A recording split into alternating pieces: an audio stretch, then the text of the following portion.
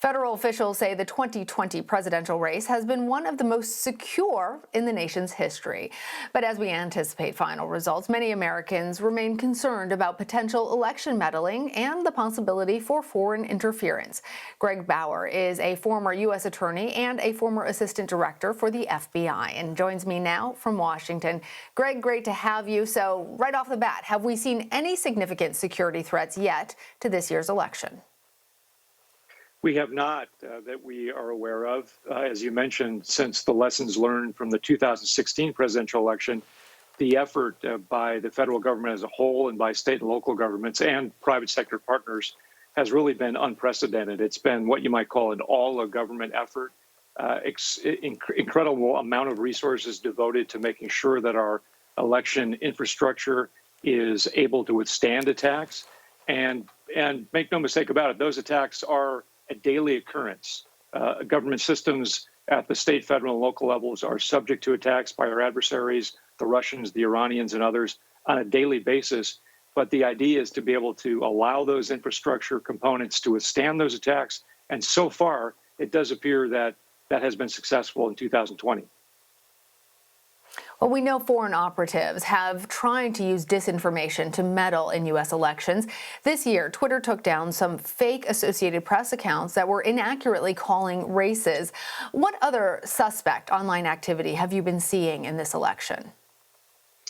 Well, there's been quite a bit, and that's, of course, a different sort of attack than the attacks on the infrastructure, the Sure. sort of hacking attacks, the cyber attacks that we see. The attacks based upon disinformation are also carrying over from 2016, where we know that the Russians were at least very prolific, if not successful.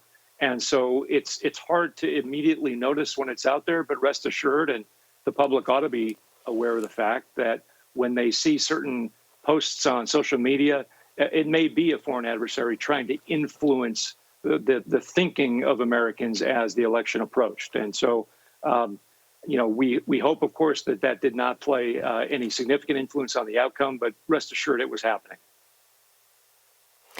We have heard President Trump cast aspersions on the electoral process and the security of it, and we know that U.S. intelligence officials have worked very hard to make this election secure. Overall, how good of a job did we do as a country? Well, so far it would appear that we've done very well. I would suggest that the predictions by the Department of Homeland Security that this would be the most secure election in U.S. history will probably turn out to be true.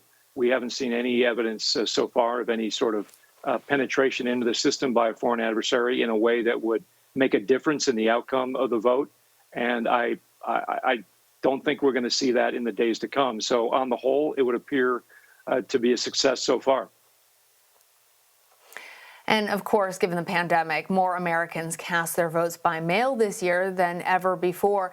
How did that affect the risks? Well, the vote by mail reality presents a whole separate, I would suggest, set of potential risks than the traditional cyber threat that the Department of Homeland Security and others have spent so much time and energy in preparing for over the last 4 years.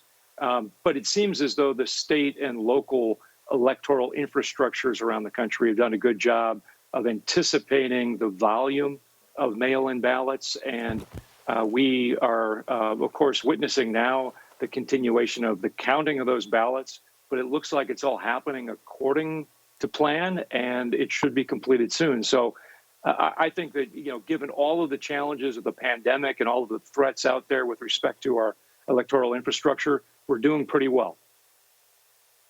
All right, that's good to hear. Greg Bauer, thank you. Thank you.